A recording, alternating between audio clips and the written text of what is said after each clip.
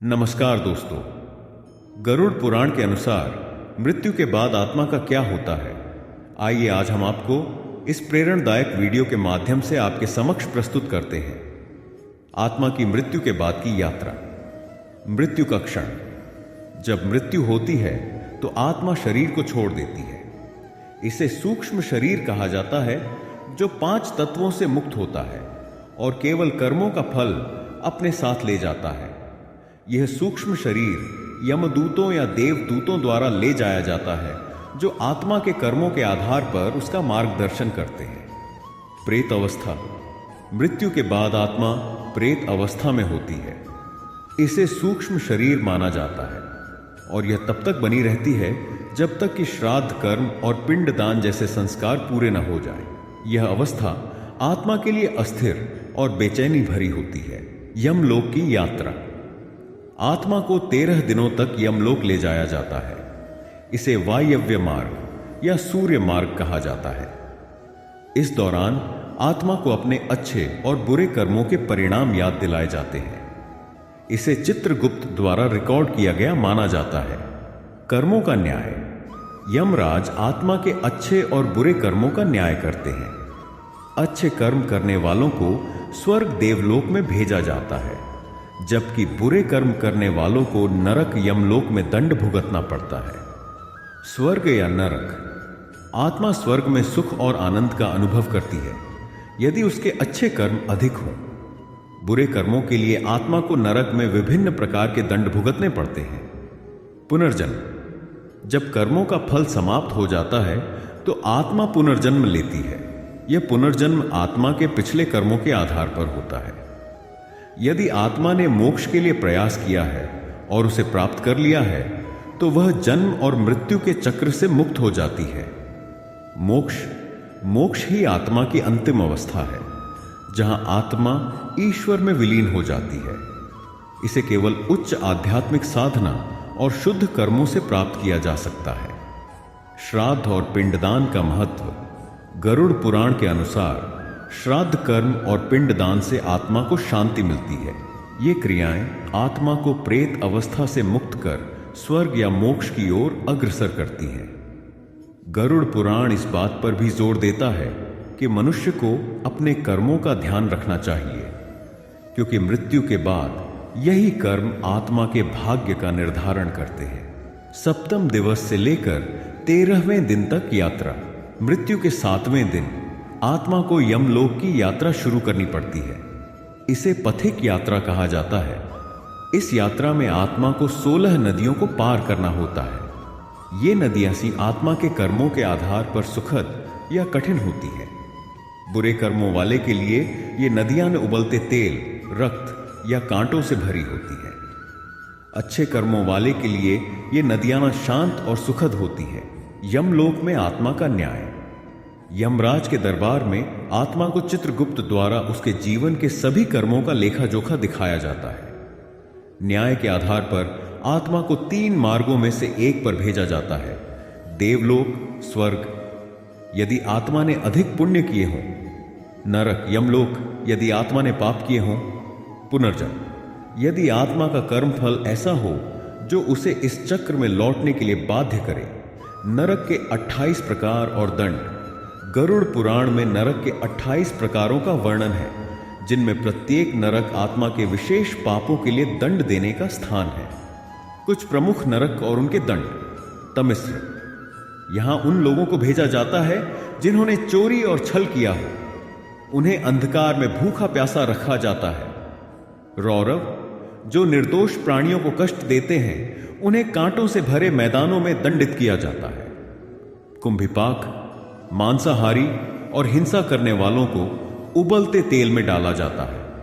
असिपत्रवण झूठ बोलने वालों और छल करने वालों को कांटेदार पेड़ों के जंगल में दौड़ाया जाता है। ध्यान दें, यह दंड आत्मा को उसके कर्मों का फल देने के लिए होते हैं, और जब यह समाप्त हो जाते हैं तब आत्मा को पुनर्जन्म का अवसर दिया जाता है। पुनर्जन्म का सिद्धांत। पुनर्जन्म आत्मा के शेष कर्मों और इच्छाओं पर आधारित होता है। आत्मा का नया शरीर उसके पिछले जीवन के कर्मों के आधार पर तय होता है। पुण्य आत्मा मनुष्य, देवता या किसी ऊंचे जन्म में जाती है। पापी आत्मा कीट, पशु या नीच योनि में जन्म लेती है। कर्मों का प्रभाव पुनर्जन्म पर सात्विक कर्म मोक्ष या उच्च योनि, राजसिक कर्म सामान्य मानव जीवन, तामसिक कर्म निम्न योनि जैसे पशु पक्षी, मोक्ष प्राप्ति की प्रक्रिया। गरुड़ पुराण में मोक्ष को आत्मा की अंतिम मुक्ति कहा गया है, जो आत्मा को जन्म और मृत्यु के चक्र से मुक्त करती है। इसे प्राप्त करने के लिए सत्संग, धर्म ग्रंथों का अध्ययन और संतों का साथ, पवित्र कर्म, परोपकार, अहिंसा और सत्य का पालन। भक्ति मार्ग भगवान विष्णु या किसी अन्य ईश्वर की भक्ति। ज्ञान योग आत्मा, ब्रह्म और संसार की सच्चाई को समझना। श्राद्ध और तर्पण का महत्व गरुड़ पुराण में यह बताया गया है कि आत्मा को तृप्त और शांति देने के लिए श्राद्ध और तर्पण आवश्यक है। श्राद्ध मृत आत्मा को संतुष्ट करने के लिए परिवार द्वारा किए जाने वाले अनुष्ठान। पिंडदान मृतक के लिए चावल और तिल का अर्पण, जिससे आत्मा को प्रेत योनि से मुक्त किया जाता है। इन क्रियाओं से आत्मा को आगे की यात्रा में सहायता मिलती है और उसे स्वर्ग या मोक्ष का मार्ग मिलता है। गरुड़ पुराण का संदेश यह जीवन के अस्थायित्व और कर्मों के महत्व को समझाने पर जोर देता है। मनुष्य को अपने जीवन में अच्छे कर्म करने चाहिए ताकि मृत्यु के बाद की यात्रा सुखद हो, स्वर्ग और उसका अनुभव। यदि आत्मा ने अपने जीवन काल में अधिक पुण्य कर्म किए हैं तो उसे स्वर्ग भेजा जाता है। स्वर्ग में आत्मा को दिव्य सुख और आनंद मिलता है, जो उनके अच्छे कर्मों का प्रतिफल होता है। आत्मा यहां सुंदर वायु, स्वादिष्ट भोजन और दिव्य संगीत का आनंद लेती है। देवताओं और अप्सराओं का संग मिलता है, परंतु स्वर्ग में भी आत्मा स्थायी रूप से नहीं रहती। यह समय उसके पुण्य कर्मों के आधार पर सीमित होता है। जब पुण्य समाप्त हो जाते हैं तो आत्मा को पुनर्जन्म के लिए पृथ्वी पर लौटना पड़ता है। नरक और दंड प्रक्रिया यदि आत्मा ने अपने जीवन में बुरे कर्म किए हैं तो उसे नरक में भेजा जाता है। नरक के 28 प्रकारों में से आत्मा को उसके कर्मों के आधार पर किसी एक में भेजा जाता है। नरक में मिलने वाले दंड असहनीय होते हैं। उबलते तेल में जलाया जाना, कांटों पर चलाया जाना, भूख और प्यास से तड़पाया जाना, पशु या राक्षसों के रूप में दंड दिया जाना। अंतरिम स्थिति प्रेत योनि जिन आत्माओं के श्राद्ध कर्म पूरे नहीं किए जाते या जो अधूरे कर्मों के कारण पृथ्वी पर बंधी रहती हैं, वे प्रेत योनि में फंस जाती हैं। प्रेत योनि में आत्मा को घोर पीड़ा होती है। वह भूख प्यास से तड़पती है। उसे शांति नहीं मिलती जब तक कि उसके परिजन उसके लिए श्राद्ध, तर्पण और पिंडदान न करें। आत्मा के मोक्ष का मार्ग गरुड़ पुराण में बताया गया है कि मोक्ष ही आत्मा की अंतिम और सर्वोच्च अवस्था है। आत्मा को जन्म मृत्यु के चक्र से मुक्त होने के लिए निम्नलिखित प्रयास करने चाहिए। भक्ति योग, भगवान विष्णु, शिव या अन्य ईश्वर की अनन्य भक्ति, ध्यान, पूजा और मंत्र जप के माध्यम से ईश्वर के प्रति समर्पण। विष्णु सहस्त्र नाम और गीता का पाठ मोक्ष प्राप्ति में सहायक होता है। ज्ञान योग आत्मा, ब्रह्म और सृष्टि के वास्तविक स्वरूप को समझना।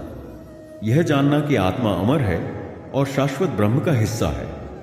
माया और सांसारिक भोग विलास को त्यागना। कर्म योग अपने कर्मों को निस्वार्थ भाव से करना। परोपकार, दान और सेवा से आत्मा को शुद्ध करना। बुरे कर्मों से बचना और धर्म का पालन करना। ध्यान और साधना, मन और इंद्रियों को वश में करना। नियमित ध्यान, प्राणायाम और योग द्वारा आत्मा को शुद्ध करना।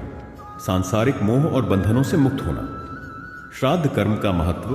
पिंडदान श्राद्ध के दौरान तिल, चावल, जल और घी का अर्पण किया जाता है। यह आत्मा को प्रेत योनि से मुक्त करने और स्वर्ग या मोक्ष की ओर ले जाने में मदद करता है। तर्पण मृतक के लिए तर्पण करना उनके ऋण चुकाने जैसा है। यह आत्मा को संतोष और शांति प्रदान करता है। गया श्राद्ध गया में पिंडदान को अत्यधिक महत्वपूर्ण माना गया है। कहा गया है कि गया में श्राद्ध करने से आत्मा तुरंत प्रेत योनि से मुक्त हो जाती है। जीवन में धर्म का महत्व। गरुड़ पुराण बार बार यह संदेश देता है कि मृत्यु के बाद का सुख या दुख पूरी तरह से व्यक्ति के कर्मों पर निर्भर करता है। व्यक्ति को जीवन भर धर्म, सत्य और सेवा के मार्ग पर चलना चाहिए। पाप कर्म जैसे हत्या, चोरी, झूठ, हिंसा आदि से बचना चाहिए, क्योंकि यही नरक और कष्ट का कारण बनते हैं। आत्मा की मुक्ति का अंतिम लक्ष्य गरुड़ पुराण में यह स्पष्ट किया गया है कि मोक्ष प्राप्त करने के लिए मनुष्य जन्म सबसे उत्तम है।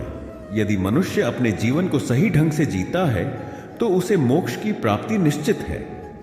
भगवान विष्णु की भक्ति, धर्म का पालन और अच्छे कर्म आत्मा को जन्म मृत्यु के बंधन से मुक्त कर सकते हैं। गरुड़ पुराण के अनुसार मृत्यु के बाद आत्मा की यात्रा जटिल लेकिन न्यायपूर्ण है।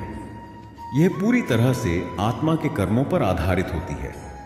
स्वर्ग, नरक, पुनर्जन्म और मोक्ष की व्याख्या हमें यह सिखाती है कि हमारा हर कर्म महत्व रखता है। धर्म का पालन और भक्ति का मार्ग आत्मा के लिए सबसे लाभकारी है। जीवन को सार्थक बनाने का यही उद्देश्य है कि हम मृत्यु के बाद शांति और मोक्ष प्राप्त कर सकें। अतः गरुड़ पुराण हमें प्रेरणा देता है कि हम अपने जीवन को धर्ममय, सत्यनिष्ठ और भक्ति प्रधान बनाएं। आशा करते हैं कि आपको हमारा यह ज्ञानवर्धक वीडियो पसंद आया होगा। कृपया वीडियो को लाइक, शेयर करें। आपका दिन शुभ हो। धन्यवाद।